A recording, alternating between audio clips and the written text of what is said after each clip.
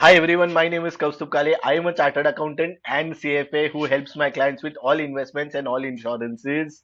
So we will understand a very important concept, especially if you are investing in stocks by yourself, or in case if you are investing in any financial product, how to calculate IRR, which is also known as intrinsic rate of return or internal rate of return. Now, if you can see, I have kept an Excel behind.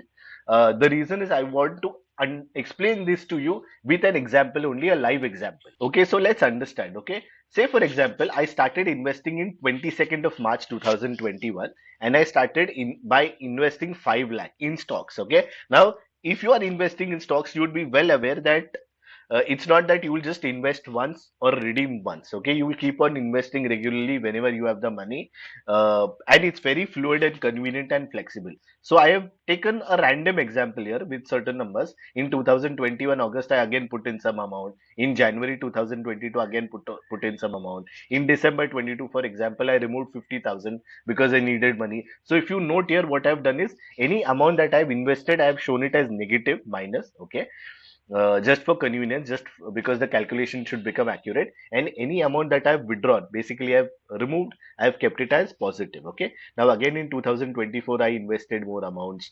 August 24, I invested more amounts. Okay. Now I'm going ahead.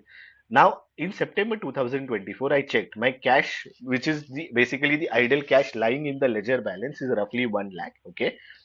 And on the same date, my value of portfolio is around 18 lakhs. Okay. Now I will just zoom out this a bit.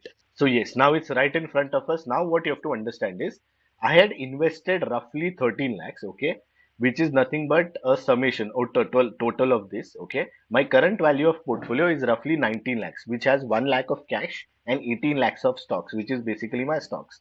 Now optically, or if you see the Excel, you will feel yes, there's a profit of 6 lakhs, okay. But what we have to look here is what is the net rate of return considering various dates of investments and today's date, what is the net rate of return that I am making on the portfolio? This is time weighted.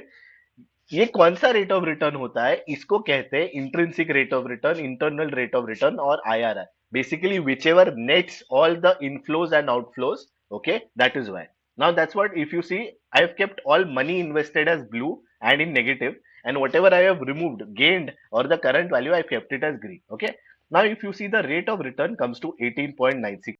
Now what I've done here basically is I have arrived. Look at the formula very carefully. Okay, I'll just make it a bit convenient for you to see. If you look at the formula very carefully, what it says is it removes the values in this column. Okay, and then it compares it with the dates of this column, and then it arrives at what is the rough IRR. Okay, so if you see, it's around 18.96 in this particular calculation.